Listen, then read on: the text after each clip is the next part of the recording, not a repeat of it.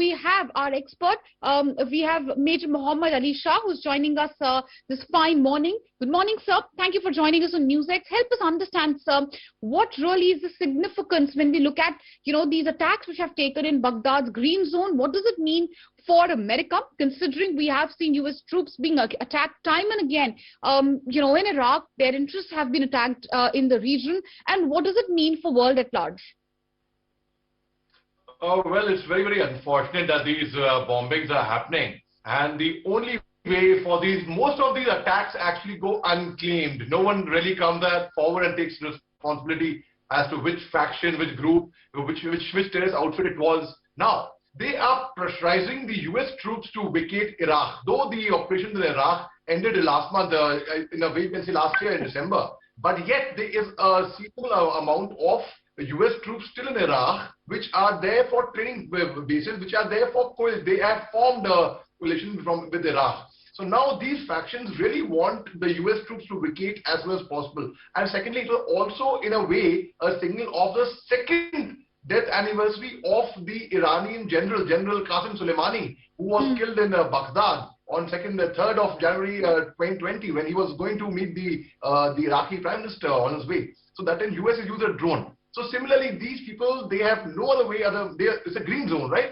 It's the embassies are their high security zone. So now what they're doing is they are trying to target soft targets like schools and places where they can really penetrate through easily. So that is what basically a pressure is being mounted on US troops to vacate Iraq, as whatever remnants of the troops are there, to vacate that as soon as possible, Meenakshi. Right, and sir, as of now, what's happening is that the US, of course, is pointing fingers at Iran. They're saying that it's Iran-aligned militia groups which are actually targeting US interests, targeting US embassies in Iraq. And you very rightly said that as of now, there is a concrete proof to pin the blame on these so-called Iran-aligned militia groups. But it certainly goes to show that tensions between Iran and the US could only escalate, which have of course, tensions have been high, but they could further escalate in the coming days, isn't it, sir?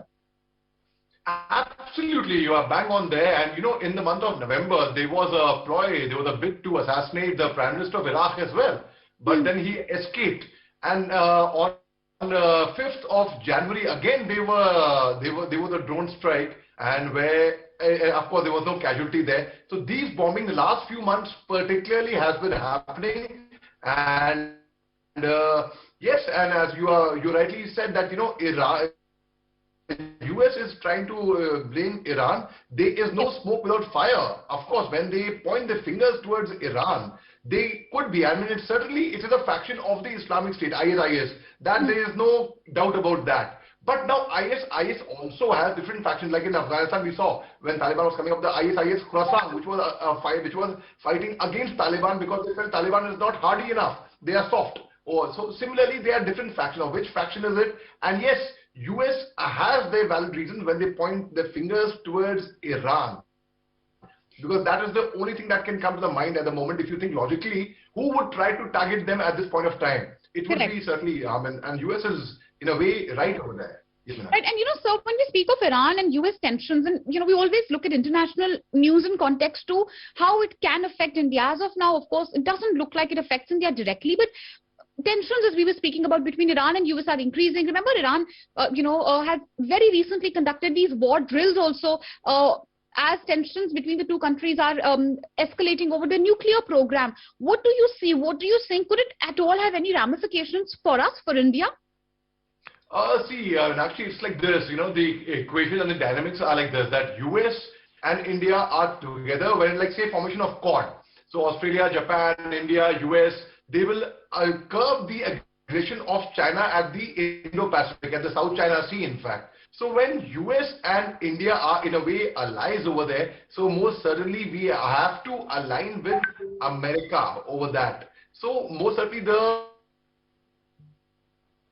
ramifications over there would be that, yes, India is certainly, there's no question about it, is going to side with US. Which means our relationships with Iran are further, they are not going to be very, very healthy in the coming future. But India at the same time is a very peace-loving country. We believe in maintaining good relations with everyone, irrespective of what. So yes, you're right. Strategically in the future, in the coming days, see, but obviously India is going to side with US. So relationships with Iran in the days to come, perhaps? Well, we have seen, of course, some of it play out when we speak of fuel, apologies, from Iran, but certainly, if at all it has any ramification and what it means for India, we'll have to wait and watch. So stay with us. We also have Ambassador Deepak Vohra, who's just joined us on the broadcast on this big story.